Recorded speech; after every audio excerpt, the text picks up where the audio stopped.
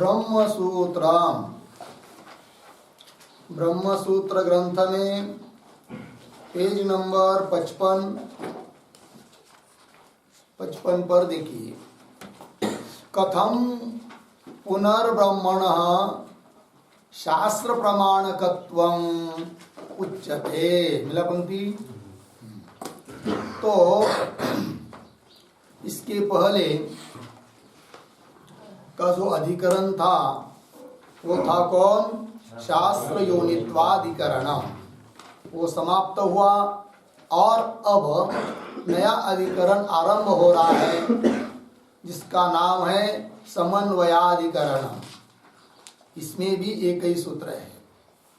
तो पूर्व पक्षी आक्षेप कर रहा है किस बात पर कि पूर्व अधिकरण में जो कहा द्वितीय वर्णक में कि शास्त्र प्रमाणक है ब्रह्म, अर्थात शास्त्र के द्वारा ही ब्रह्म का प्रतिपादन होता है और ब्रह्म का ज्ञान होता है, तब उस पर पूर्व पक्षी आक्षेप कर रहा है। मीमांसक क्या कहते वो कि कथम पुनः ब्रह्मण शास्त्र प्रमाणकत्वम, पुनः ब्रह्मण शास्त्र प्रमाणकत्वम कथम उच्यते। ब्रह्म शास्त्र प्रमाणक है, शास्त्र रूप प्रमाण से ही जाना जाता है, ये आप कैसे बोल रहे हो? तो फिर पूछेंगे उस मीमांसक को, पूर्व पक्षी को, क्यों नहीं हम कहेंगे कि शास्त्र प्रमाण के द्वारा ब्रह्म जाना जाता है करके? तो वो कहते हैं कि शास्त्र अर्थात वेद और समस्त वेद क्रियापरक ही है। कहते हैं कि आम्नायस्य क्रियार्थत्वात्, आ रहा है आगे की पंक्ति में, ठीक है ना। जितना भी वेद वाक्य है वो सब क्रिया कर्म का विधान करने के लिए कर्म परक ही है। और यदि कोई वेद का वाक्य कर्म को बता नहीं रहा है तो अनर्थक है, ऐसा उनका सिद्धांत है। और इस उपनिषद वाक्य वेदांत वाक्य जो है कि जिसके द्वारा आप ब्रह्म का कथन मानते हो, उन वाक्यों में तो किसी क्रिया का प्रतिपादन नहीं हो रहा है, वो तो सिद्ध अर्थ ब्रह्म का प्रतिपादन कर रहे हैं। अतः वो अनर्थक हो जाएंगे यदि उनको क्रियापरक नहीं मानेंगे तो। अतः उनके द्वारा वेदांत वाक्यों के द्वारा अर्थात उपनिषद वाक्यों के द्वारा ब्रह्म का प्रतिपादन हो रहा है, इस बात को आप मत बोलिए, अपितु कर्म का प्रतिपादन हो रहा है ऐसा ही कहना चाहिए। कौन कहता है? पूर्व पक्षी। पंक्ति देखिए। कथम पुनः ब्रह्मण शास्त्र प्रमाणकत्वम उच्यते। क्यों? यावता आम्नायस्य क्रियार्थत्वात् अनर्थक्यम अतत् अर्थानाम। जैमिनी का सूत्र है 1-2-1। इति क्रियापरत्वम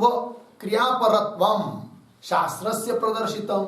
इति शास्त्रस्य क्रियापरत्वम प्रदर्शितम। इति मतलब इस सूत्र में है कि नहीं? तो पंक्ति देखिए। यावता, यावता मतलब यतः, यावता यतः जिससे कि, यतो ही क्योंकि, जिससे कि, आम्नायस्य क्रियार्थत्वात्, आम्नायस्य वेदस्य क्रियार्थत्वात्, वो क्रिया के लिए ही है, क्रिया का कथन करने के लिए ही है, कर्म परक ही है। और अनर्थक्यम अतदर्थानाम, अतदर्थानाम अनर्थक्यम, अतदर्थ अर्थात जो वेद वाक्य क्रिया का प्रतिपादन नहीं करता है वो क्या है? अनर्थक है।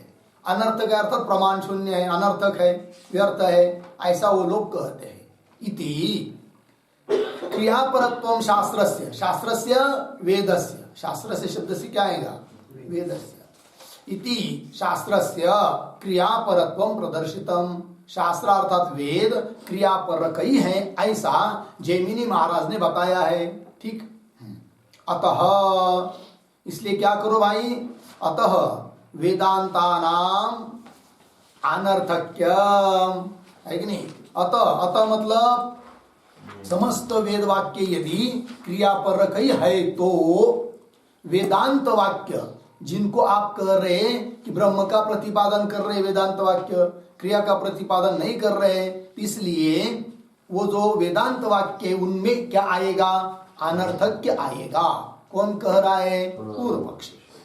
अतः वेदांतानाम अनर्थक्यम, क्यों हेतु दिया आगे अक्रियार्थत्वात्, है कि नहीं? तो कैसा पढ़ेंगे? अतः अक्रियार्थत्वात् वेदांतानाम अनर्थक्यम, क्रिया का परक, क्रिया का प्रतिपादन करने वाला वेदांत का वाक्य, उपनिषद का वाक्य न होने से अनर्थक्यम। अनर्थक्यम मतलब क्या? अनर्थक्यम का अर्थ होता है अर्थ शून्यत्वम। अनर्थक्य मतलब अर्थ शून्यत्व बराबर प्रयोजन रहितत्वम। अनर्थक्य मतलब अर्थ शून्यत्वम, और अर्थ शून्यत्व का भी अर्थ है प्रयोजन रहितत्व, प्रयोजन नहीं है उसमें कथन करने में। ठीक है, ये बात। चलिए आगे, क्यों हेतु दिया अक्रियार्थत्वात्, क्रिया का प्रतिपादक न होने से। लगा पंक्ति? ये हुआ पूर्व पक्षी का कहना, है कि नहीं? कदाचित अब सिद्धांती बोलेंगे किसको? पूर्व पक्षी को। अरे पूर्व पक्षी ऐसा कैसा कहता है तू कि वेदांत के वाक्य क्रिया परक न होने से अनर्थक है करके? क्योंकि अध्ययन विधि के द्वारा वेदांत वाक्यों का भी ग्रहण हुआ है। अध्ययन विधि क्या होती है? स्वाध्याय अध्येतव्य, अपने अपने शाखा का अध्ययन करना चाहिए।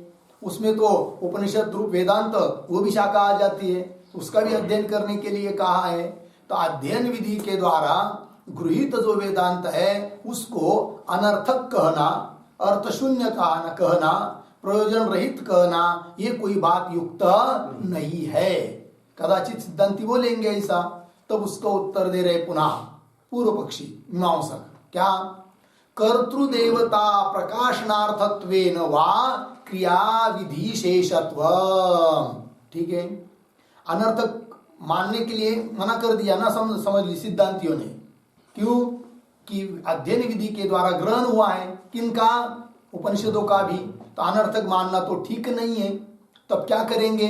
तब वो कहता है मीमांसक, ठीक है अनर्थक हम भी नहीं मानेंगे, क्योंकि वेद का वाक्यों को अनर्थक मानना ठीक नहीं है। फिर कैसा सार्थक होगा?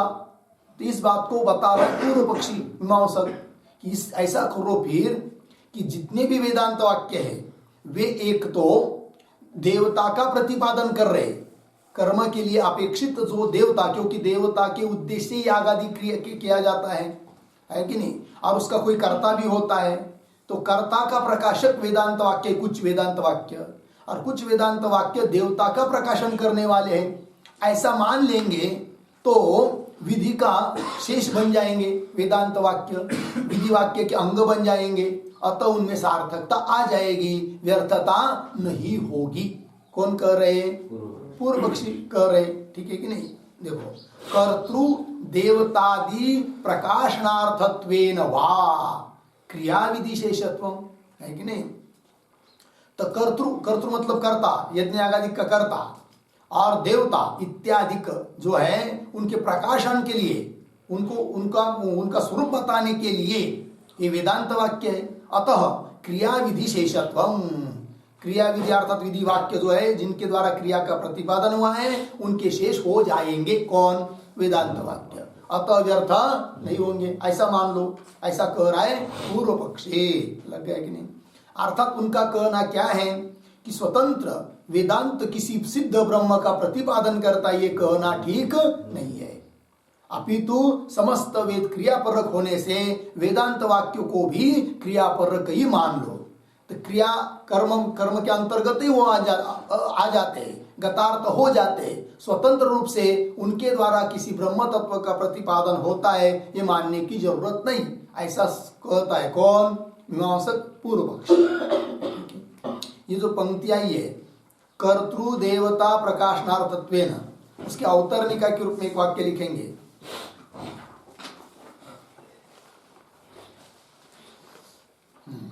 अध्ययन विधि गृहीतानाम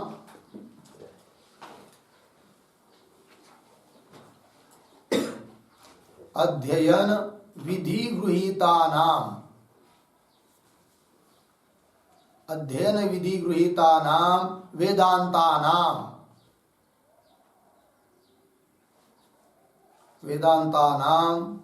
अनर्थक्य न युक्तम, अनर्थक्य न युक्तम इति अतः आह, इति अतः आह कर्तृदेवता इत्यादि। ठीक, चलो भाई, पीछे के वाक्य में अनर्थक बताया मीमांसकों ने वेदांत वाक्यों को क्रियापरक न होने के कारण। तब सिद्धांती बोल रहे हैं अरे भाई अध्ययन विधि के द्वारा वेदांत वाक्यों का भी ग्रहण होने से अनर्थक कहना ठीक नहीं है। तब वो कहता है पूर्व मीमांसक ठीक है, नहीं मानेंगे अनर्थक, व्यर्थ नहीं मानेंगे, तब क्या करेंगे? तो कर्तृदेवतादि प्रकाशनार्थत्वेन वा क्रिया विधि शेषत्वम, लग गया। अब ध्यान दीजिए, अब इस पर सिद्धांती बोलेंगे वेदांती क्या, अरे मीमांसक कैसी बात तू ऊपर उलट सुलट बोल रहा है। बोलेंगे कैसे? तो आप क्या कर रहे हो कि वेदांत वाक्य व्यर्थ न हो, अनर्थक न हो, इसलिए उसको क्या मानो? क्रियापरक, क्रिया विधि के शेष मानो। किंतु क्रिया अर्थात कर्म, और कर्म का प्रतिपादन करने वाला वेद भाग अलग है, और उसमें वेदांत वाक्य नहीं आए हैं। वेदांत वाक्य अर्थात उपनिषद वाक्य ज्ञान कांड वो तो स्वतंत्र प्रकरण है वेद में। तो जो अलग प्रकरण में पठित है कर्म और अलग प्रकरण में पठित है वेदांत वाक्य, तो ऐसे वो वेदांत वाक्य उस अलग प्रकरण में पठित कर्म वाक्यों के कर्म विधि के शेष कैसे बन सकते हैं? ऐसा पूछेंगे कौन? सिद्धांती। किसको? मीमांसक को। तो वो उत्तर देता है कौन? पूर्व मीमांसक। तो फिर एक काम करो, क्या आगे का वाक्य आ रहा है? उपासनादि क्रियांतर विधानार्थत्वम वा, ठीक है ना। तो वो कहता है ठीक है, अन्य प्रकरण में पठित कर्म होने के कारण उसके अंग मत मानो वेदांत को, क्योंकि अलग प्रकरण में पठित है। तब एक काम करो, क्या कि उस वेदांत में अर्थात उपनिषदों में भी बहुत जगह उपासना आती है कि नहीं? तो एक ही प्रकरण में आ गया उपासना और वेदांत वाक्य। तब उस वेदांत में आए हुए जो उपासना परक वाक्य है, वो उपासना भी एक प्रकार की कर्म ही है, मानस कर्म ही है, तो उसके अंग मान लो वेदांत वाक्यों को। तब तो अलग प्रकरण होने का डर नहीं रहेगा। ऐसा कहता है कौन? मीमांसक। ठीक है ना। क्या लिखा? उपासनादि क्रियांतर विधानार्थत्वम वा, ऐसा बोल रहा है मीमांसक। उपासनादि जो अन्य क्रिया है उस क्रिया रूप विधान के लिए वेदांत वाक्यों को मान लेंगे। ऐसा ये जो पंक्ति आई है उपासनादि क्रियांतर, इसके अवतरणी का रूप में भी वाक्य ननु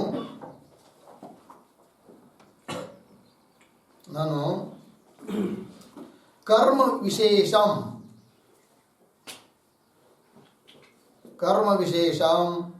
अनारभ्य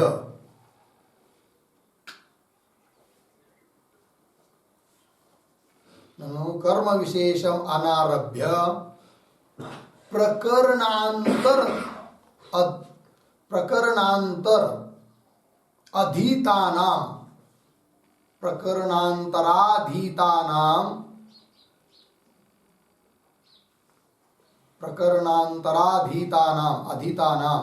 वेदांतानाम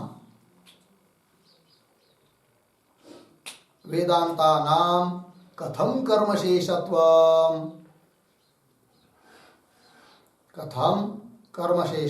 प्रश्न चिन्ह मानाभावात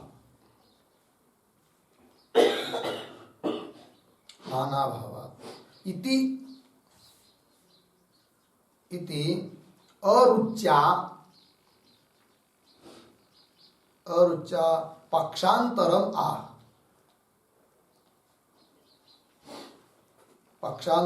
आह उपासना इति।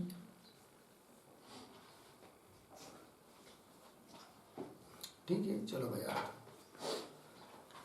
तो इसके पीछे के वाक्य में जो बताया मीमांसकों ने कि कर्म विधि का शेष मान लेंगे, तब इस पर सिद्धांती करे कि ननु कर्म से विशेषम अनारभ्य, विशेष कर्म का तो आरंभ किया नहीं, वो तो अलग प्रकरण है। तो प्रकरणांतर अदिता नाम, अन्य प्रकरण में पढ़े हुए जो वेदांत वाक्य है उनको वेदांता नाम कथम कर्म शेषत्व, कैसे वो कर्म के शेष होंगे। और ऐसे कि इसके लिए कोई प्रमाण भी नहीं है कि अन्य प्रकरण में पठित होने पर भी वे वाक्य, वेदांत के वाक्य कर्म के शेष बन सकते हैं। ऐसा इस बात को बताने के लिए कोई प्रमाण भी नहीं है। माना भावा इति, इसलिए कर्म का शेष मानना ठीक नहीं है।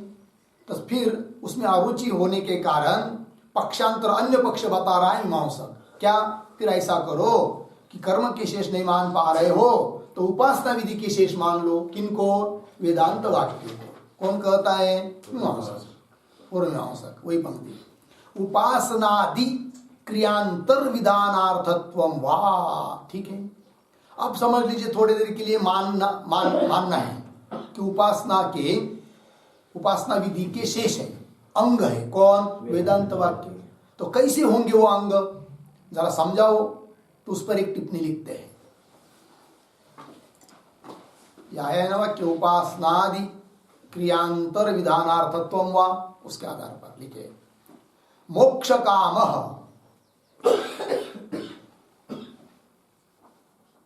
मोक्ष काम असद ब्रह्म, असद ब्रह्म बराबर अविद्यमानम ब्रह्म, अविद्यमानम ब्रह्म। आगे अभेदम आरोप्य, अभेदम आरोप्य अहम ब्रह्मास्मि,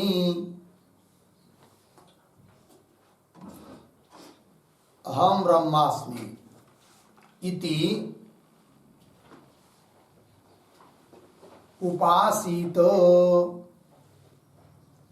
इति उपासीत, इति उपासना विधि, इति उपासना विधि पूर्ण विराम। एवं उपासनादि कार्यपरत्वम, उपासनादि कार्यपरत्वम वेदांतानां वक्तव्यम,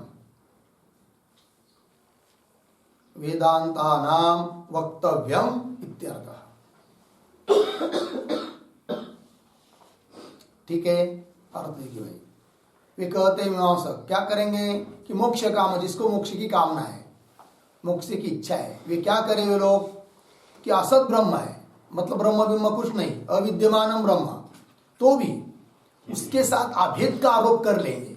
अहम ब्रह्मास्मि, मैं ही ब्रह्म हूं, ब्रह्म नहीं है लेकिन अभेद का आरोप कर लेंगे, है कि नहीं। जैसे शालिग्राम में है तो सामने क्या शालिग्राम, किंतु यही विष्णु है, ऐसा आरोप करके उपासना करते कि नहीं। उस प्रकार अहम ब्रह्मास्मि ऐसा अभेद का आरोप करके उपासना करे, है कि नहीं। तो ये हो गई उपासना विधि। और इस प्रकार एवं उपासना कार्य परत्वम वेदांता नाम, तो उपासना आदि जो कार्य है, उपासना रूप जो कर्म है, उस परक मानेंगे किनको? वेदांत वाक्यों को, है कि नहीं। तब वो सार्थक हो जाएंगे, व्यर्थ भी नहीं होंगे, ठीक है कि नहीं। ऐसा कहते हैं कौन? मीमांसक लोग। फिर आगे अब ये बात हो गई मीमांसक की। इस पर कदाचित सिद्धांती बोलेंगे उनको, अरे मीमांसक पूर्व पक्षी, ये कैसी तो बात कर रहा है कि श्रुति ने प्रतिपादन किसका किया है? ब्रह्म का। उपनिषदों ने किसका प्रतिपादन किया है? ब्रह्म का। उसको छोड़ दे रहा है तू, और जिस बात का प्रतिपादन नहीं किया है उसका ग्रहण कर रहा है कि उपासना परक ये वेदांत वाक्य है, ऐसा तो कहीं बताया नहीं है, और उसका तो स्वीकार कर रहा है। तो ये क्या होगा फिर? जो श्रुत है उसका त्याग और अश्रुत की कल्पना करना व्यर्थ है, ऐसा बोलेंगे कौन? सिद्धांती। तब उसको कहता है कि ऐसी बात नहीं है। क्यों? कि जिस ब्रह्म का प्रतिपादन आप वेदांत वाक्य के द्वारा कहते हो, वो ब्रह्म तो सिद्ध है, और सिद्ध वस्तु क्या है? वस्तु का प्रतिपादन वेद के द्वारा नहीं हो सकता है। ऐसा कह रहा है कौन? पूर्व मीमांसक। ठीक है, तो आगे की पंक्ति आ रही नहीं इत्यादि, तो उसके पहले एक वाक्य लिखते हैं अवतरणिका के रूप में।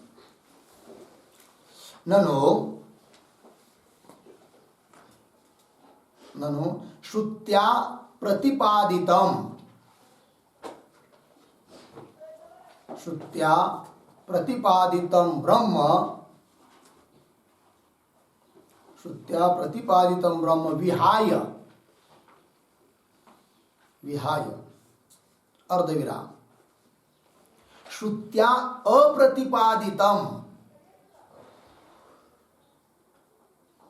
श्रुत्या अप्रतिपादितम वेदांतानाम, वेदांतानाम उपासनादि कार्य परत्वम, उपासनादि कार्य परत्वम किमर्थम वक्तव्यम, किमर्थम वक्तव्यम इति अतः आह, इति अतः आह नहीं इति,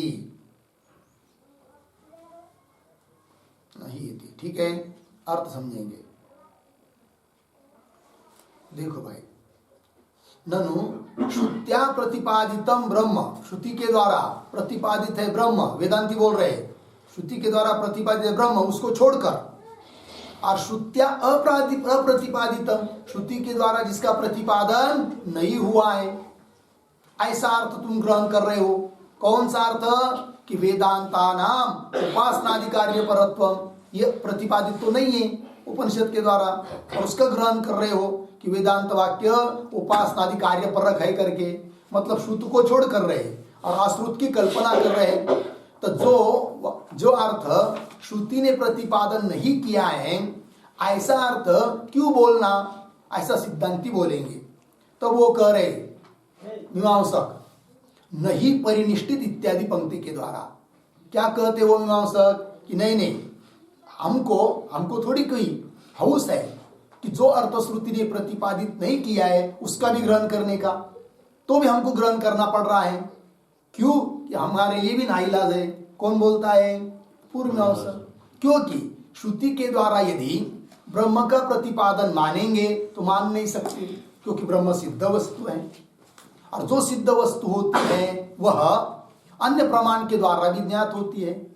अब यदि अन्य प्रमाण के द्वारा जो वस्तु ज्ञात होती है उसका भी प्रतिपादन वेद के द्वारा मानेंगे तो वेद में अनुवादकत्व आएगा कि अन्य वस्तु अन्य प्रमाण के द्वारा जिसका ज्ञान है उसका अनुवाद कर रहा है कौन? वेद। और अनुवाद मानेंगे, अनुवाद कर रहा है वेद, ऐसा मानेंगे तो अप्रामाण्य आएगा, क्योंकि अनुवाद क्या, जो कि वो अन्य प्रमाण सिद्ध ही है उसका अनुवाद कर रहा है तो अप्रामाण्य आ जाएगा। क्योंकि वेद का मतलब होता है अज्ञातार्थ ज्ञापक वेद। जो चीज हम लोगों को पता नहीं है, अज्ञात है, उसको बताने वाला होता है कौन? वेद।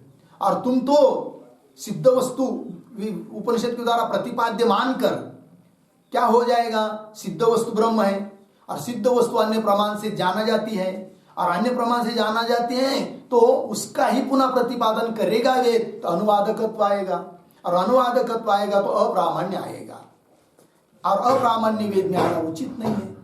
अतः वेद उपनिषद के द्वारा ब्रह्म का प्रतिपादन हो रहा है ये कहना उचित नहीं। अतः भले श्रुति में न कहा हो क्या कि वेदांत वाक्य उपासनादि परक है, ऐसा नहीं कहा हो तो भी मानना ही पड़ रहा है। कौन कहता? पूर्व मीमांसक। वही कह रहे नहीं परिनिष्ठित वस्तु प्रतिपादनम संभवति। क्यों? प्रत्यक्षादि विषयत्वात् परिनिष्ठित वस्तु न। मिला पंक्ति?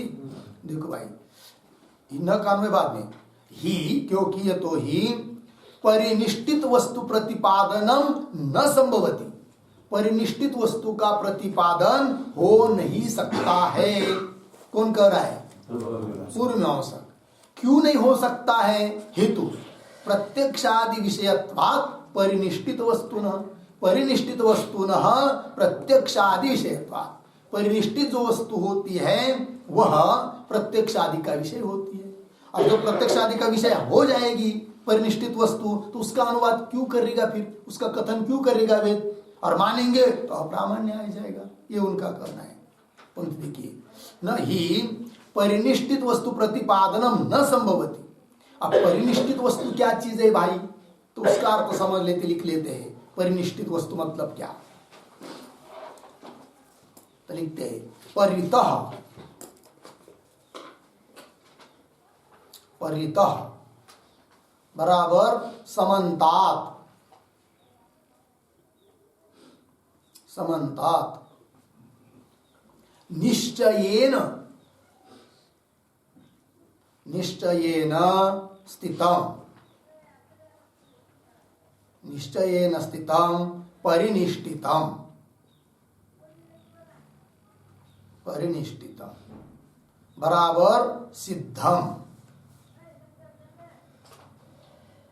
बराबर सिद्धम बराबर कृति अनपेक्षम इत्यर्थः, कृत्य अनपेक्षम इत्यर्थः, कृति अनपेक्षम इत्यर्थः। ठीक, देखो भाई, परिनिष्ठित वस्तु मतलब क्या, परितः समन्ता, असमन्ता, चारों ओर से, निश्चयेन स्थितम, ऐसी जो वस्तु होती है उसको कहते परिनिष्ठित वस्तु, अर्थात सिद्ध वस्तु, अर्थात कृति अनपेक्ष, जिसके लिए कृति की जरूरत नहीं है, स्वभावतः सिद्ध है, ऐसे वस्तु को बोलते हैं क्या, परिनिष्ठित वस्तु। मिला पंक्ति, सिद्ध वस्तु। तो नहीं परिनिष्ठित वस्तु प्रतिपादनम संभवती, मिला पंक्ति, परिनिष्ठित वस्तु का प्रतिपादन नहीं हो सकता है। क्यों, प्रत्यक्ष आदि विषयत्वात् परिनिष्ठित वस्तु ना, प्रत्यक्ष आदि प्रमाण से वो सिद्ध है कि नहीं, क्योंकि जो भी सिद्ध वस्तु होती है वो अन्य प्रमाण के द्वारा भी जानी जाती है, ये मतलब है। और अन्य प्रमाण के द्वारा यदि जानी जाती है तो फिर उसी का पुनः प्रतिपादन वेद के द्वारा मानेंगे तो अनुवादकत्व आएगा, और अनुवाद करना मतलब अप्रामाण्य आएगा, ये बात है। तो ये जो वाक्य आया कि नहीं न संभवती, उस पर एक टिप्पणी लिखते हैं।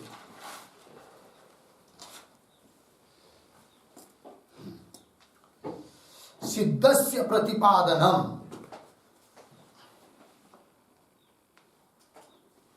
सिद्धस्य प्रतिपादनम वेदेन, प्रतिपादनम बराबर, सिद्धस्य प्रतिपादनम बराबर वेदेन ज्ञापनम, वेदेन ज्ञापनम अर्धविराम तत् न संभवति,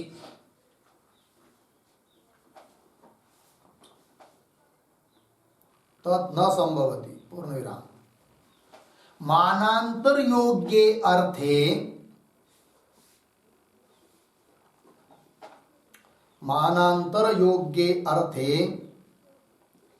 वेदवाक्यस्य बोधकत्वे सति, वेदवाक्यस्य मानांतर योग्ये अर्थे वेदवाक्यस्य बोधकत्वे सति, वेदवाक्यस्य बोधकत्वे सति अर्धविराम वेदवाक्ये, वेदवाक्ये अनुवादकत्वं स्यात्, अनुवादकत्वं स्यात् पूर्णविराम अनुवादकत्वात्, अनुवादकत्वात् अप्रामाण्यम स्यात्, अप्रामाण्यम स्यात् पूर्णविराम। अतः सिद्ध बोधकत्वं न संभवति,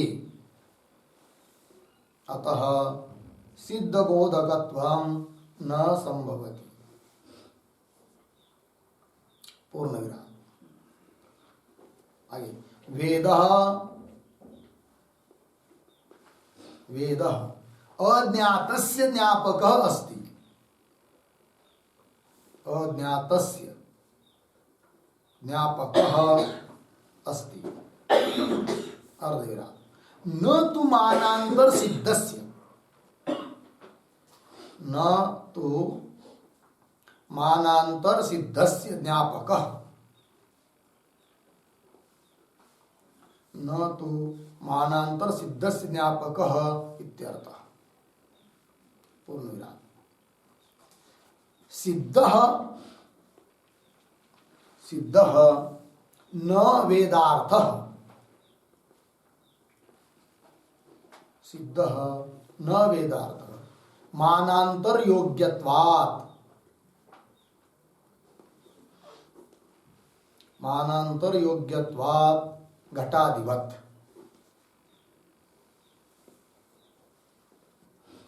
घटादिवत्, ठीक। चलो भाई, अर्थ सिद्धस्य प्रतिपादनम अर्थात वेदेन ज्ञापनम, सिद्ध का वेद के द्वारा ज्ञापन तत् न संभवती, वो नहीं हो सकता है। क्यों?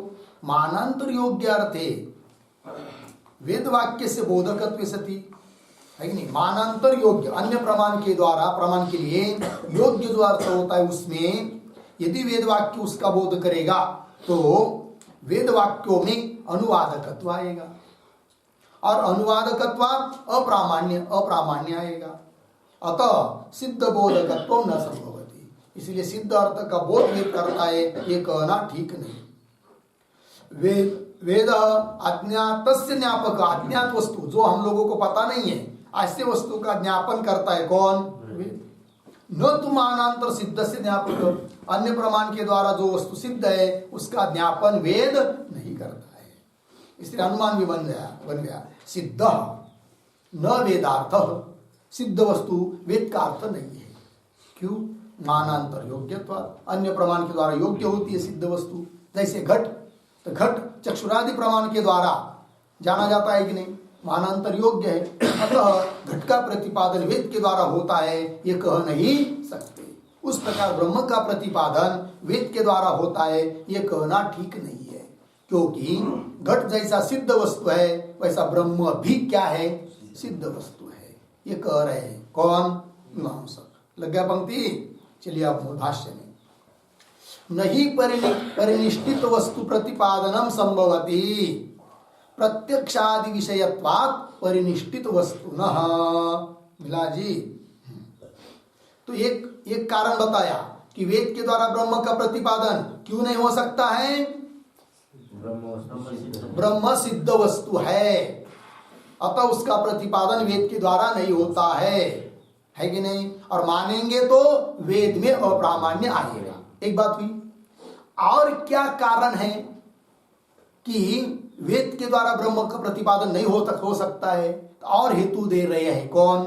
मीमांसक। क्या हेतु दे रहे? आगे तत्प्रतिपादने च, ये है ना, हेयोपादेय रहिते पुरुषार्था भावात्, कोई पुरुषार्थ की भी सिद्धि नहीं होगी। यदि उपनिषदों के द्वारा वेद का प्रतिपादन मानेंगे तो उससे कोई पुरुषार्थ, कोई लाभ, कोई फल मिलेगा, ये बात नहीं। वो प्रतिपादन करना निष्फल हो जाएगा। तो ब्रह्म का प्रतिपादन करना निष्फल हो जाएगा, इसलिए भी वेदांत के द्वारा ब्रह्म का प्रतिपादन हो रहा है, ये कहना ठीक नहीं। कौन बोल रहे? पूर्व मीमांसक। देखिए भाई, तो तत्प्रतिपादने पद आया कि नहीं वाक्य, उस पर एक छोटा वाक्य अवतरणिका में निष्फलत्वात् अपि,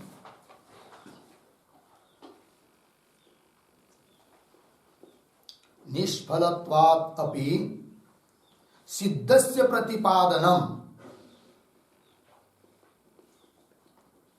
सिद्धस्य प्रतिपादनम वेदेन न संभवति,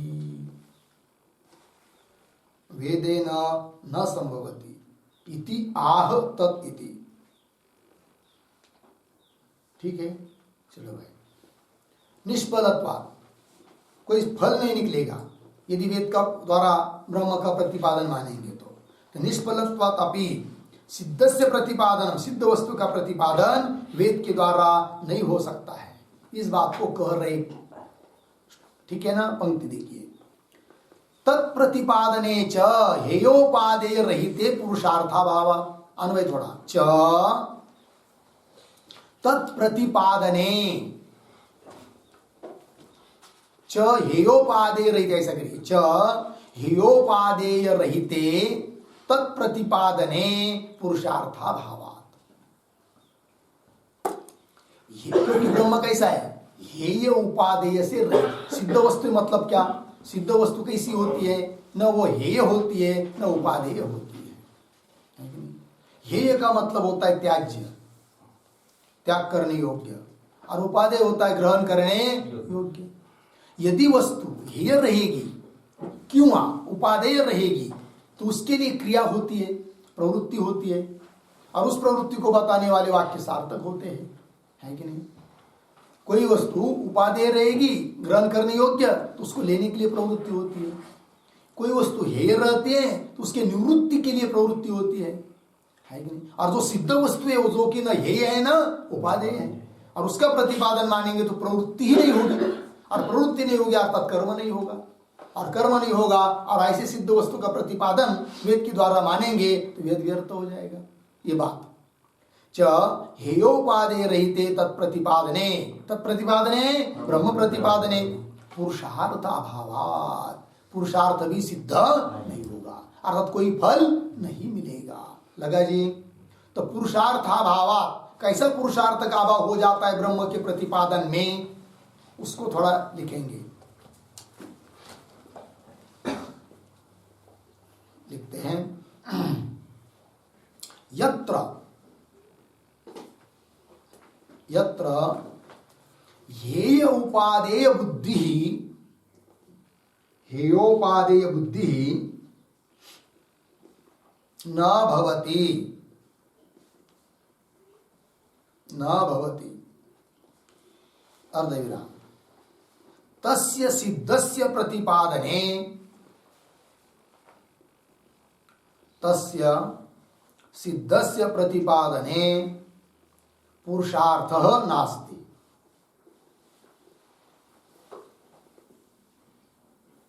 पुरुषार्थः नास्ति अर्थात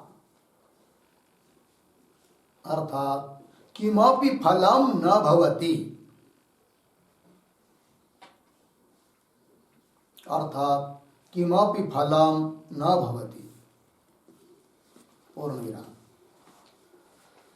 फलम ही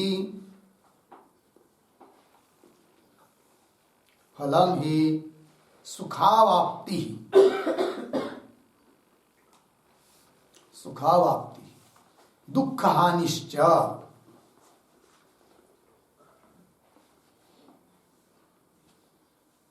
दुख हानिश्च। पूर्ण विराम। तच्च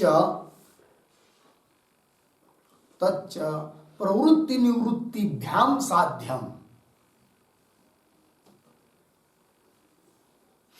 तच्च प्रवृत्ति निवृत्तिभ्याम साध्यम। पूर्ण विराम। तेच प्रवृत्ति निवृत्ति,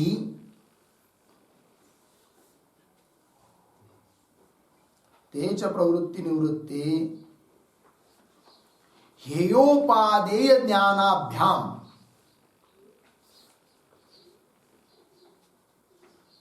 हेयोपादेय ज्ञानाभ्याम जायेते, जायेते, अर्धविराम, न सिद्ध ज्ञानात्, न सिद्ध ज्ञानात्। पूर्ण विराम। अतः अतः सिद्ध वस्तु ब्रह्मणः, सिद्ध वस्तु ब्रह्मणः प्रतिपादनम, प्रतिपादनम वेदेन, वेदेन न संभवति इत्यर्थः। वेदेन न संभवति इत्यर्थः। ठीक।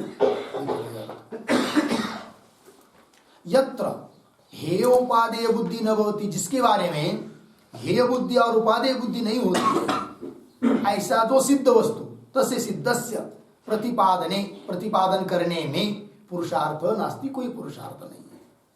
पुरुषार्थ नहीं मतलब अर्थात किमपि फलम न भवति, कोई फल नहीं मिलता है। फल क्या होता है? फल दो ही प्रकार का है। फलम ही सुखावाप्ति, सुख की प्राप्ति, क्यों दुख की हानि। और तच्च वो उस प्रकार का फल तो प्रवृत्ति निवृत्ति भ्याम साध्यम, प्रवृत्ति केवल निवृत्ति से ही होता है। सुख की प्राप्ति किंवा दुख की निवृत्ति। हे है दुख, उसके निवृत्ति के लिए प्रयत्न होता है। उपादेय सुख, उसके प्राप्ति के लिए क्या प्रयत्न होता है, उसके प्राप्ति के लिए प्रयत्न होता है, अर्थात प्रवृत्ति होती है। अर्थात प्रवृत्ति निवृत्ति से ही सुख की प्राप्ति दुख की निवृत्ति होती है। और ते प्रवृत्ति ते निवृत्ति, वे प्रवृत्ति और निवृत्ति तो हे और उपादेय के ज्ञान से होता है। और ब्रह्म तो न हे है न उपादेय है, अतः उससे उसके ज्ञान से न प्रवृत्ति होगी न निवृत्ति होगी। और प्रवृत्ति निवृत्ति नहीं होगी तो सुख की प्राप्ति दुख की निवृत्ति भी नहीं होगी, फल नहीं मिलेगा। ये करना है। तो हे उपादेय, ते प्रवृत्ति निवृत्ति हे उपादेय ज्ञानाभ्याम, हे और उपादेय के ज्ञान से उत्पन्न होते हैं। न सिद्ध ज्ञान, सिद्ध वस्तु के ज्ञान से प्रवृत्ति निवृत्ति उत्पन्न होती नहीं है।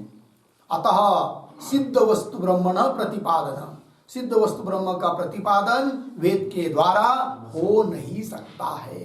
कौन कह रहे हैं? पूर्व मीमांसा। ठीक है जी, आगे और आगे चलिए आप।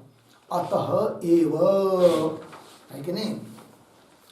अब उन पूर्व मीमांसा को पूछेंगे, अरे भाई ऐसा कैसा बोल रहे हो तुम कि सिद्ध वस्तु का प्रतिपादन वेद के द्वारा होता ही नहीं है। हम ऐसे बहुत सारे वस्तु दिखाएंगे आपको कि तो सिद्ध है, तो वेद के द्वारा प्रतिपादन हुआ है। बोलिए दिखाओ। तो अर्थवाद वाक्य जितने भी होते हैं कि नहीं, वो सिद्ध वस्तु के प्रतिपादक होते हैं, है कि नहीं। फिर वो तो प्रतिपादन हो रहा है वेद के द्वारा, कैसा कहते आप? तो फिर उस पर पूर्णवासक बोलता है कि जो अर्थवाद वाक्य है कि नहीं, वो भले सिद्ध वस्तु के प्रतिपादन कर रहे हैं, तो भी वो अर्थवाद वाक्य का मतलब स्तुति किंवा निंदापरक वाक्य, और वो विधेय अर्थ की स्तुति करते हैं और निषेध्य अर्थ की निंदा करते हैं। अर्थात विधि का पूछ बनकर रही वो सार्थक है, विधि का शेष बनकर रही वो सार्थक है कि नहीं। उस प्रकार यदि वेदांत वाक्य ब्रह्म का प्रतिपादन कर रहे हो तो उन वेदांत वाक्यों को भी सार्थक बनाना चाहते हो तो उनको भी विधि का शेष मानो, तब तो कोई बात नहीं है। ऐसा कह रहा है कौन? पूर्व मीमांसक। वही कह रहा है आगे के वाक्य में, अतएव स अरोधित इति एवमादीनाम अनर्थक्य माबुद इति विधिना तु एक वाक्यत्वात् स्तुत्यर्थेन विधिनाम सिंह। जैमिनी का सूत्र है, इति स्थावकत्वेन अर्थवत्वम उक्तम। लगा? देखो भाई, अतः एव, अतएव मतलब क्या? अतएव का अर्थ लिखिए, अतएव। हाँ, सिद्ध अतएव बराबर सिद्ध वस्तु ज्ञानात्, सिद्ध वस्तु ज्ञानात् फलाभावात् एव, फलाभावात् एव इत्यर्थः। ठीक है, देखो भाई, सिद्ध वस्तु के ज्ञान से कोई फल नहीं होता है, इसलिए ही क्या, तो सिद्ध वस्तु सिद्ध परक वाक्य दिए रहे, अतएव स अरोधित वाक्य है वेद का। ठीक है ना, क्या वाक्य है? सह अरोधित, मतलब स अग्नि अरोधित, देवैहि निरुद्ध स अग्नि अरोधित, ऐसा वाक्य है। वो रोया, अग्नि रोया, तो अग्नि रोया तो रोया तो सिद्ध है ना वो, तो क्यों बताना उसको? हो रही क्रिया तो बोल रहे नहीं, तो ये तो अर्थवाद है ना, सिद्ध वस्तु है, ये अनर्थक न हो इसलिए उसको भी शेष कर लेते हैं। कैसे? अतएव स अरोधित इति एवमादीनाम वाक्यानाम इति एवमादीनाम अनर्थक्य माभूत, इत्याकार जो वाक्य है वे अनर्थक न हो, इसलिए क्या? स्थावकत्वेन अर्थवत्वम, वो स्तुति कर रहे हैं इसलिए अर्थवत्व हो जाते हैं, अर्थात विधेय वाक्य के साथ जुड़ जाते हैं, शेष बन जाते हैं, क्योंकि जैमिनी ने ऐसा कहा है। क्या कहा है? तो विधिना तु एक वाक्यत्वात् स्तुत्यर्थेन विधिनाम स्युः। ठीक है ना? मतलब विधिना मतलब विधि वाक्यों के साथ, विधिना का मतलब विधि वाक्यों के साथ जो अर्थवाद वाक्य है कि नहीं, तो अर्थवाद आदि वाक्यों की एक वाक्यता, विधिना तु एक वाक्यत्वात्, विधि वाक्यों के साथ अर्थवाद वाक्यों की एक वाक्यता होती है कि नहीं? विधिना तु एक वाक्यत्वात्, क्यों? स्तुत्यर्थेन विधिनाम स्युः, मतलब अर्थवाद वाक्य विधेय की स्तुति के लिए होते हैं। स्तुत्यर्थत्वा स्तुत्यर्थेन विधिनाम स्युः, विधि वाक्यों के साथ उनकी एक वाक्यता बन जाती है, अर्थात विधि के शेष बन जाते हैं, और विधि के शेष बन जाते हैं तो अनर्थक नहीं होते हैं। ऐसे सिद्ध वाक्य कौन? सह अवरोधित, ऐसे वाक्य। ठीक है कि नहीं? इसलिए सह अवरोधित ये क्या चीज है भाई, इसको भी थोड़ा समझ लेंगे। तो क्या होता है, थोड़ी कथा है उस पर, वो बताता हूं, फिर उस पर एक टिप्पणी भी लिख देता हूं। तो एक बार देवता लोगों का और असुर लोगों का संग्राम हुआ, युद्ध होना था। देवता लोग जा रहे थे युद्ध करने के लिए असुरों के साथ, किंतु देवता लोगों ने विचार किया हम लोग युद्ध करने के लिए जाएंगे, हमारे अंग पर, शरीर पर बहुत आभूषण है, अलंकार है, बहुत कीमती है, वो कहीं टूट फूट जाएंगे, घूम जाएंगे तो ठीक नहीं है, इसलिए इसको निकाल के रखेंगे। सभी देवता लोगों ने अपने शरीर के ऊपर जो अलंकार थे, आभूषण, वो सब निकाल के रखे, किंतु रखे कहाँ? कोई उठा के ले जाएगा, किसी के पास रखना पड़ेगा। तब उनको रख दिया अग्नि देवता के पास कि संभालो भाई इसको, हम जा रहे युद्ध के लिए, आज यदि हम युद्ध में मर गए तो ये आपके लिए काम आ जाएंगे। देवता लोगों ने कहा, और हम जीत गए तो आपके पास संभालने के लिए दिए हैं, वापस आकर ले लेंगे, ऐसा कहा। फिर चले गए सब देवता लोग, अग्नि के पास सब आभूषण रखकर गए। इस तरह अग्नि ने सोचा एक तो देवता लोगों की बचने की संभावना कम है, क्यों?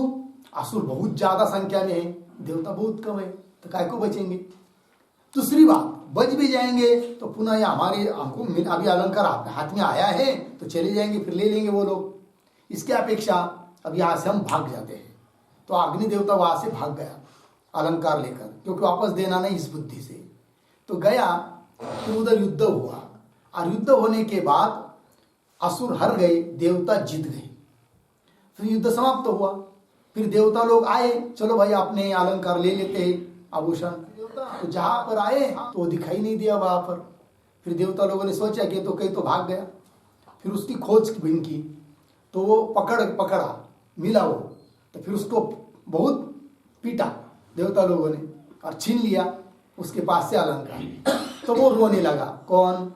वो अग्नि देवता रोने लगा, रोया, बहुत रोया। तो रोने से जो आंसू निकले चक्षु से, आंखों से, तो उसका बन गया रजत, है कि नहीं? रजत चांदी। तो रजत जो है आंसू से आया हुआ है, इसलिए बर्हिषि रजतम न देयम, ऐसा वाक्य आता है। तो बर्हिषि आदि याग है, यज्ञ, उसमें दक्षिणा के रूप में रजत चांदी नहीं देनी चाहिए, क्योंकि यदि यजमान ऋत्विक आदि को यदि चांदी वगैरह रजत देता है दान में, बर्हिषि में, तो क्या होगा? तो उसको भी 1 साल के अंदर वैसा ही रोना पड़ता है, क्योंकि रजत आंसू से आया हुआ है, आंसू से निकला है। ये हुआ कथा। तो इसमें से क्या निकलना है? तो निषेध वाक्य है, बर्हिषि रजतम न देयम, तो क्रिया बता रही है, निषेध बता रहा है। और इधर स अरोधित और रोया, ये तो सिद्ध अर्थ का प्रतिपादन कर रहा है, तो व्यर्थ हो जाएगा। अतः वो जो रजत देने के लिए मना किया है कि नहीं, उसके साथ इसको जोड़ा जाता है, तब वो क्या बन जाता है? विधि का अंग बन जाता है, अतः सार्थक हो जाता है। पंक्ति कहने का तात्पर्य, अर्थवादात्मक वाक्य जितने भी हैं वे व्यर्थ न हो, क्योंकि सिद्धार्थ के प्रतिपादन करने वाले होते हैं, तो व्यर्थ न हो, इसलिए उनको विधि का अंग बनाया जाता है। उसी प्रकार वेदांत वाक्य सिद्ध ब्रह्म के प्रतिपादन कर रहे हैं तो व्यर्थ हो जाएंगे, वो व्यर्थ न हो, इसलिए उनको भी क्या करो? विधि का शेष मान लो, ऐसा कहना चाह रहे कौन? मीमांसक। पंक्ति देखिए, अतएव स अरोधित इति एवं आदि नाम वाक्यानाम अनर्थक्यम महाभूत व्यर्थ न हो इति इसलिए विधिना तो एक वाक्यत्वात् स्तुत्यर्थेन विधिनांसु इति स्थावकत्वेन अर्थवत्वम उक्तम। वो स्थावक है इसलिए अर्थवत्ता उनमें आ जाती है। लगा? तो ये जो वाक्य है कि नहीं सरोदित, इस पर एक छोटी सी टिप्पणी लिखते हैं। देवै उद्धरण चिन्ह में देवै ही निरुद्धः, देवै ही निरुद्धः स अग्निः अरोदित, स अग्निः अरोदित। उद्धरण चिन्ह बन इति वाक्यस्य अश्रुजत्वेन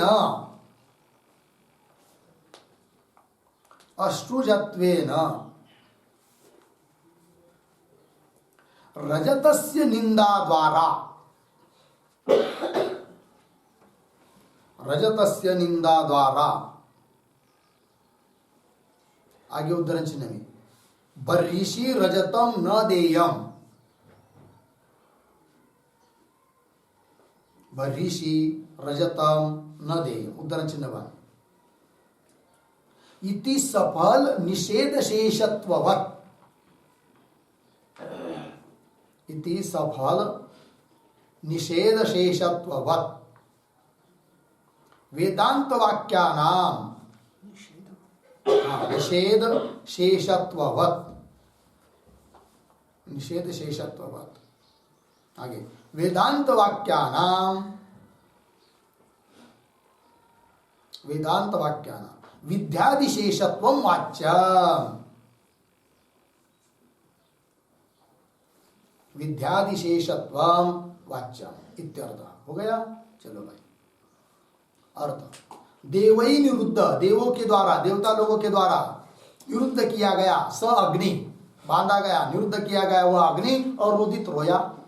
इति वाक्य से अश्रुजत्वेन, अश्रु से उत्पन्न हुआ है रजत, तो रजत की निंदा इसलिए, तो रजत से निंदा द्वारा बर्हिषि रजतम न देयम, बर्हिष का याग, बर्हिष नाम का याग, उसमें रजत नहीं देना चाहिए। इति सफल निषेध, फल बताने वाला जो निषेध वाक्य है, उस निषेध वाक्य का शेष माना जाता है उस वाक्य को, स अरोदित इत्यादि वाक्य। उस प्रकार वेदांत वाक्या नाम विद्यादिशेषत्व, इसलिए वेदांत वाक्य भी कैसे मानने चाहिए? विधि वाक्य के शेष ही मानने चाहिए। लगा अर्थ? चलिए पंक्ति। इति स्थावकत्वेन अर्थवत्व मुक्तम, अर्थवत्व कहा है उनको, ठीक। अब आगे मंत्राणाम च, है कि नहीं? मंत्राणाम च ईशेत्वा इत्यादीनाम क्रिया तत्साधना विधायित्वेन कर्म समवायित्व उक्तम। लगा पंक्ति? तो मंत्राणाम, मंत्र वाक्य, क्योंकि वेद 5 भाग में बांटा हुआ है, विधि, मंत्र, नामधेय, निषेध और अर्थवाद, ठीक है। अब मंत्र जो होते हैं वे भी विधि का अंग ही होते हैं, ठीक है ना। किंतु कैसे वो मंत्र, देखो भाई, मंत्राणाम च, उदाहरण दिया ईशेत्वा, ये मंत्र है, तो मंत्राणाम च ईशेत्वा इत्यादि नाम, इत्यादि मंत्र भी क्रिया तत्साधन विधायित्वेन, क्रिया के साधक है, क्रिया को क्रिया के साथ ही जुड़े जाते हैं, क्यों? वहां क्रिया का तो साधन अभिधायित्वेन, क्रिया तत्साधन अभिधायित्वेन कर्म समवायित्व मुक्तम। कर्म समवायित्व, कर्म समवायित्व मतलब क्या? तो कर्म समवायित्व मतलब कर्म विधि शेषत्व। कर्म समवायित्व का अर्थ है कर्म विधि शेषत्वम।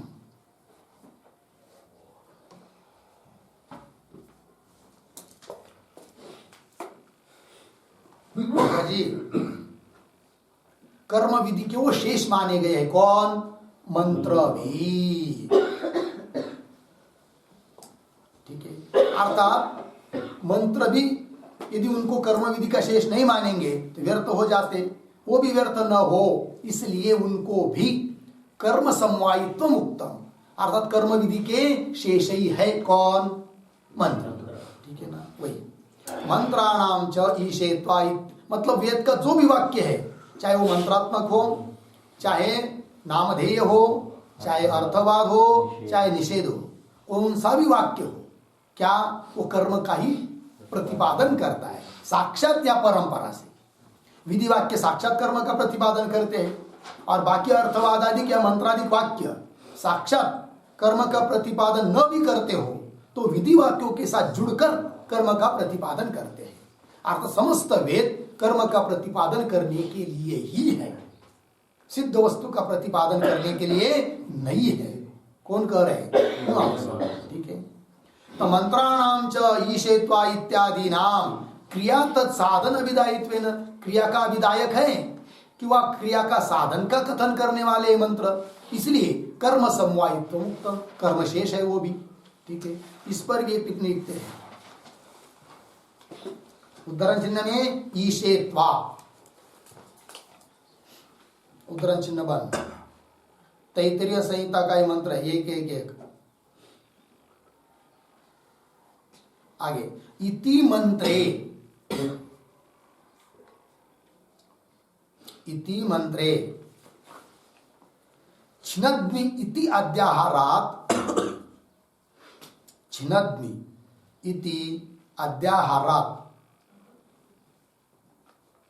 अध्याहारात् शाखाच्छेदन क्रिया प्रतीते,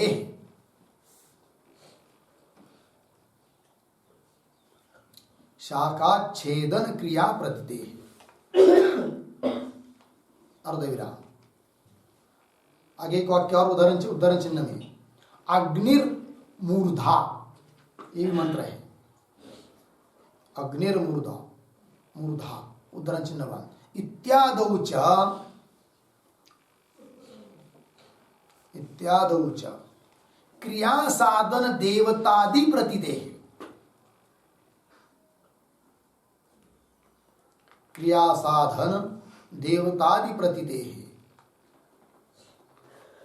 प्रतीते मंत्राः, मंत्राः श्रुत्यादिभिः, श्रुत्यादिभिः क्रतौ विनियुक्ताः, क्रतौ विनियुक्ताः,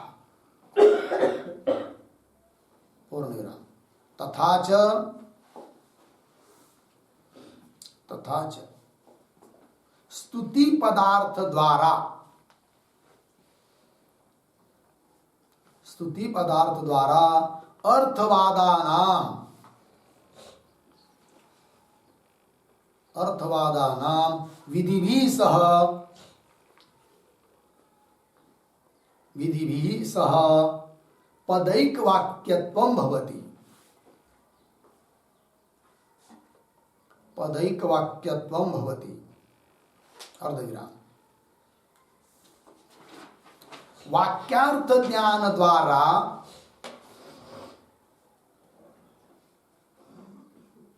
वाक्यार्थ ज्ञान द्वारा मंत्राणाम तो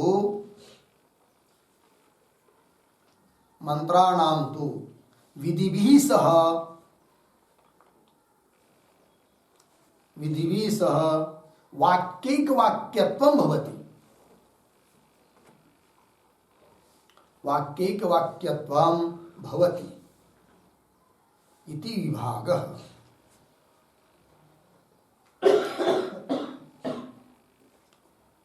इति विभाग, ठीक, चलो गया था। उदाहरण है ईशेत्वा, ये मंत्र है, इस मंत्र में क्रियापद दिखाई नहीं दे रहा है, अतः छिन्नद में इस क्रियापद का क्या करना पड़ता है? अध्याहार।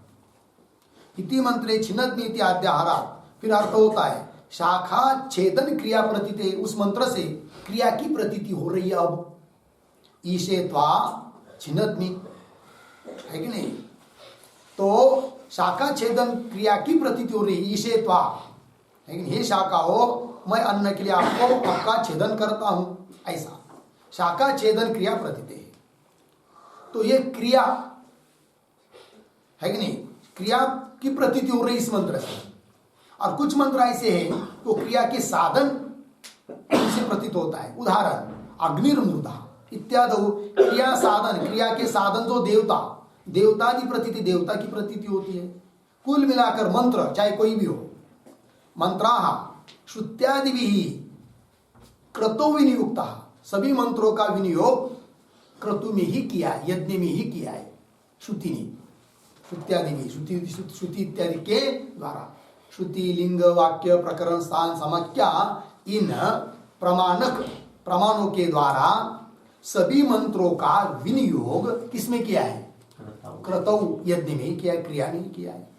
तथा च स्तुति पदार्थ अर्थवाद, अर्थवाद वाक्यों की विधि वाक्यों के साथ पदैक वाक्यता है, और मंत्रों की विधि वाक्यों के साथ वाक्यिक वाक्यता है, इसको भी बता दिया आपको। तथा च स्तुति पदार्थ द्वारा अर्थवादानाम विधि वाक्यों के साथ पदैक वाक्यत्वम भवति। क्यों, अर्थवाद जो होता है वो स्तुति या निंदा करता है, तो स्तुति रूप अर्थ एक पदात्मक हुआ, कि निंदा रूप अर्थ एक पदात्मक हुआ। अतः उन अर्थवाद वाक्यों की विधि वाक्यों के साथ जो एक वाक्यता है उसको कह देते हैं क्या, पदैक वाक्यता। और मंत्र जो होते हैं उनके उनमें अनेक पद है और वाक्यार्थ होता है उसका, उस वाक्यार्थ का विधि के साथ है कि नहीं, क्या है, अन्वय है, तो वहां पर वाक्यिक वाक्यता बोला जाती है। विधि वाक्यों के साथ एक वाक्यता की जाती है, किनकी, मंत्र वाक्यों की, वाक्यार्थ की, ठीक है ना। अर्थवाद का विधि के साथ पदैक वाक्यता और मंत्र की विधि वाक्यों के साथ वाक्यिक वाक्यता, ऐसा। वाक्यार्थ द्वारा मंत्राणाम तो विधि भी सह वाक्यिक वाक्यत्वं भवति इति विभाग। लग गया पंक्ति, चलिए मूल में। मंत्राणाम च ईशेत्वा इत्यादिना, ईशेत्वा इत्यादिना मंत्राणाम च क्रिया तत्साधन अभिधायित्वेन, क्रिया का विधान कर रहे मंत्र कि वह क्रिया के साधन का विधान कर रहे। अतः इसलिए क्रिया तेन कर्म समवायित्व मुक्तम, इसलिए वो कर्म के समवाय अर्थात कर्म विधि के शेष है, मंत्र भी। लग गया, तो चलिए आगे। न क्वचिदपि वेदवाक्यानाम, है कि नहीं, तो न क्वचिदपि ये जो पंक्तियां आ रही है उसका अवतरणिका के रूप में एक वाक्य लिखेंगे। कर्म प्रकरणस्थ वाक्यानाम, कर्म प्रकरणस्थ वाक्यानाम, कर्म प्रकरणस्थ वाक्यानाम विद्धेक वाक्यत्वम अस्तु, विद्धेक वाक्यत्वम अस्तु, अर्धविराम। वेदांतानाम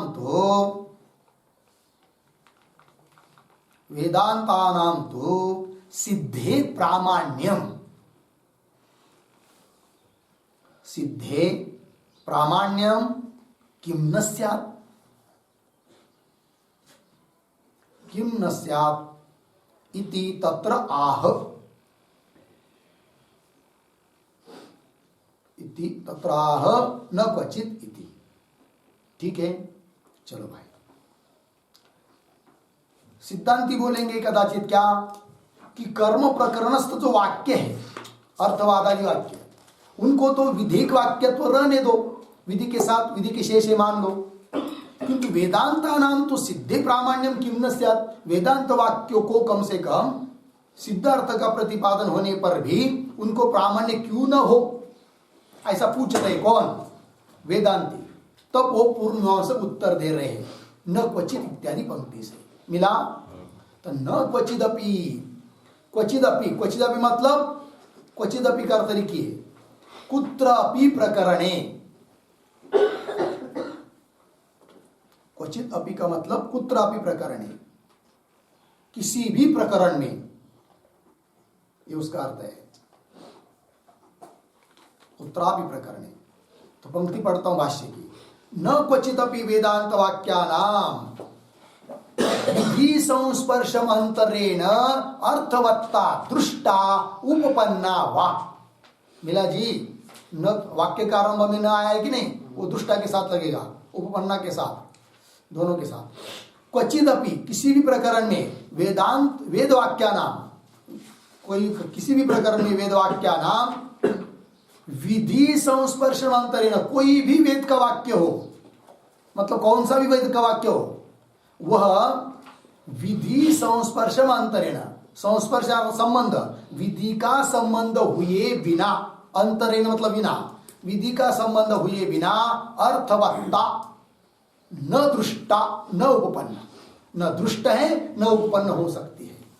तात्पर्य क्या निकला, वेद का वाक्य कोई भी हो, वो विधि का उसके साथ संबंध आए बिना वह अर्थवान होता ही नहीं है। मिला पंक्ति, क्वचिदपि वेद वाक्या नाम विधि संस्पर्शांतरेण अर्थवत्ता, अर्थवत्ता शब्द का अर्थ लिखिए सार्थकता, अर्थवत्ता मतलब सार्थकता। न दृष्टा, वाक्य के आरंभ का न इधर, न दृष्टा न देखी गई है, न उपपन्न, उपपन्न भी नहीं होती है।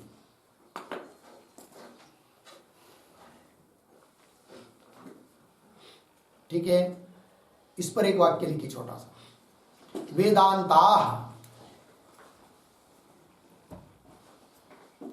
वेदांताः विद्धेक वाक्यत्वेन एव, वेदांताः विद्धेक वाक्यत्वेन एव अर्थवन्तः, अर्थवन्तः सिद्धार्थ बोधकत्वात्, सिद्धार्थ बोधकत्वात् मंत्र अर्थवादादि वत्, मंत्र अर्थवादादि वत् अनुमान बन गया,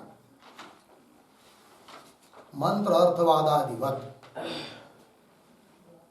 देखो भाई अर्थ,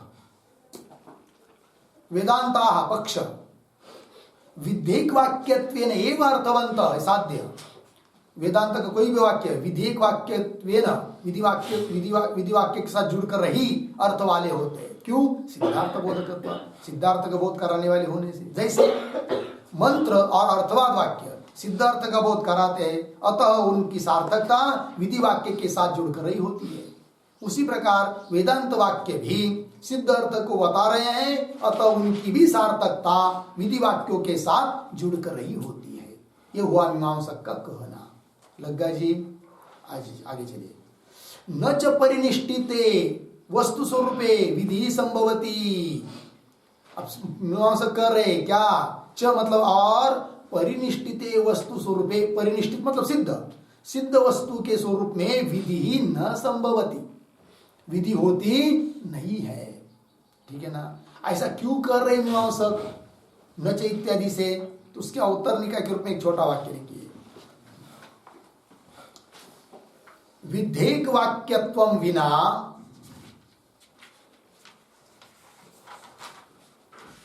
विधेयक वाक्यत्वं विना अर्थवत्वाभावः चेत, अर्थवत्वाभावः चेत ब्रह्मणि एव स्वार्थे, ब्रह्मणि एव स्वार्थे विधि कल्प्यताम्, विधि कल्प्यताम् अलम वेदांतानाम, अलम वेदांतानाम विध्यंतर शेषत्वेन, विध्यंतर शेषत्वेन इति आह न च इति।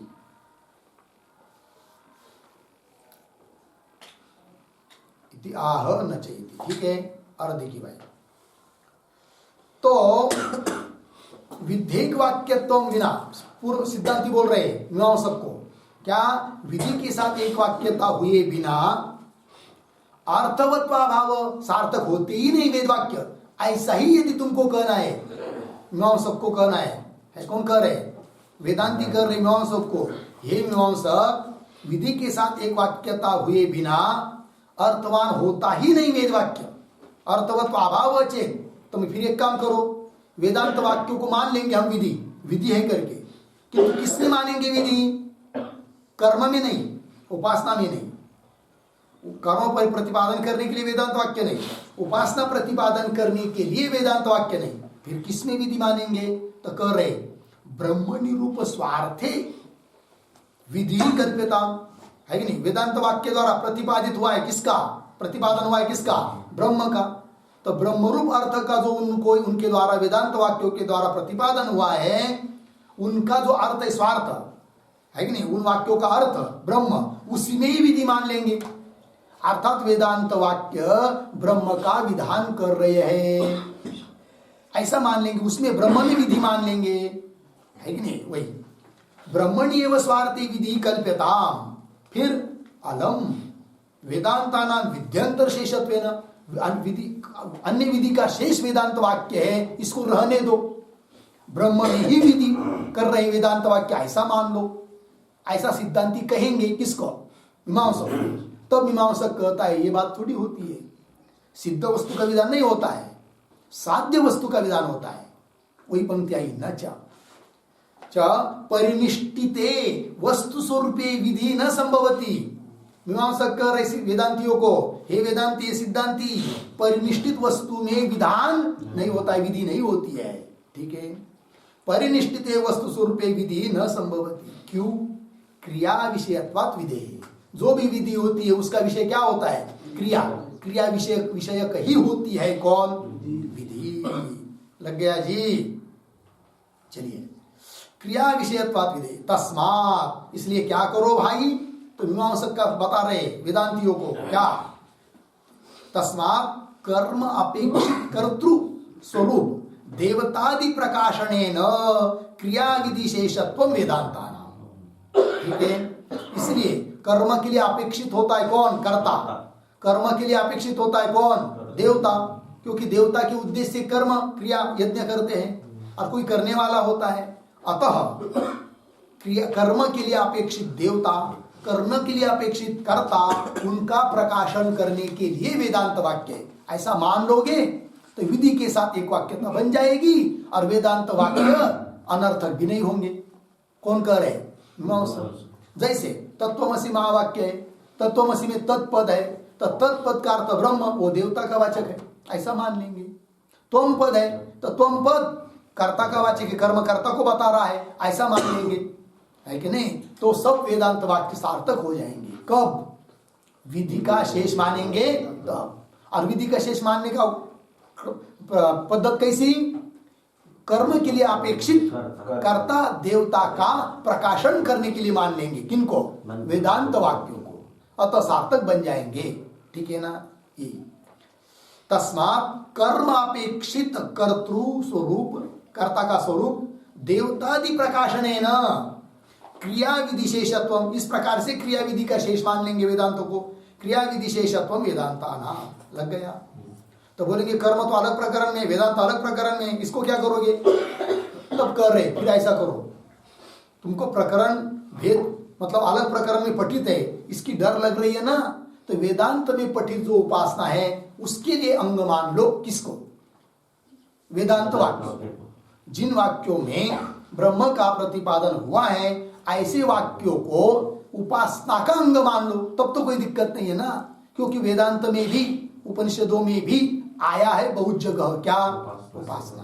अथ, वही दे रहे, अथ का अर्थ करना यदि, प्रकरणांतर भया, मतलब कर्म अलग प्रकरण है, वेदांत अलग प्रकरण है, अन्य प्रकरण का डर लगता है तुमको, तो कौन कह रहे? मीमांसक। किनको? वेदांतियों को। अथ मतलब यदि, प्रकरणांतर भयात, अन्य प्रकरण का डर लग रहा है तो न एतत् अभ्युपगम्यते, मतलब प्रकरणांतर भयात एतत् न अभ्युपगम्यते, मतलब कर्म विधि के शेष वेदांत वाक्य है, इसको हम नहीं मानते, ऐसा यदि कहते हो तो तथापि स्ववाक्यगत उपासनादि कर्म परत्व, तथापि स्व वेदांत, स्व शब्द से क्या? वेदांत। स्ववाक्यगत, वेदांत वाक्यगत। वेदांत वाक्यों में, उपनिषद वाक्यों में, उपनिषदों में जो उपासना आई है ना, तो उस उपासना रूप कर्म का अंग मान लेंगे। किनको? वेदांत वाक्यों को। तब तो क्या नहीं होगा? प्रकरणांतर भी नहीं होगा, उसकी भी डर नहीं रहेगी। स्ववाक्यगत उपासनादि कर्म परत्वम, ऐसा मान लो। तस्मात्, कुल मिलाकर, न ब्रह्मण शास्त्र योनित्वम इति प्राप्ते। तस्मात् ब्रह्मण शास्त्र योनित्वम, न योनित्वम का अर्थ लिखिए या प्रमाणत्वम, क्योंकि पिछले के अधिकरण में दो वर्णक हुए, दो व्याख्यान हुए। उसमें जो द्वितीय व्याख्यान था उसमें क्या बताया था कि शास्त्र प्रमाणक ब्रह्म है, इसलिए यहाँ पर योनित्व का अर्थ करेंगे प्रमाणत्व। तब अर्थ होगा तस्मात् ब्रह्मण शास्त्र योनित्वम, न मतलब ब्रह्म का प्रतिपादन करने के लिए कोई शास्त्र है कि वह शास्त्र प्रमाणक ब्रह्म है, यह बात नहीं। तस्मात् ब्रह्मण शास्त्र योनित्वम न इति प्राप्ते, ऐसा पूर्व मीमांसक का पक्ष उपस्थित होने पर उच्चते। अब सिद्धांती सूत्रों के द्वारा उत्तर दे रहे हैं। लग गए पंक्ति? पूर्व मीमांसक बहुत जबरदस्त हुआ है, उसका अच्छे चिंतन कीजिए भाई। वो कहता है कि वेदांत स्वतंत्र कोई यह ही नहीं है, वो कर्म का ही शेष है या उपासना का ही शेष है, तभी वो सार्थक होगा। स्वतंत्र कोई उसका विचार करने की जरूरत नहीं है, ऐसा उनका कहना हुआ मीमांसक का। ठीक है, आगे का विचार हम लोग करते हैं। ओम पूर्णमदः पूर्णमिदं पूर्णात् पूर्णमुदच्यते पूर्णस्य पूर्णमादाय पूर्णमेवावशिष्यते। ओम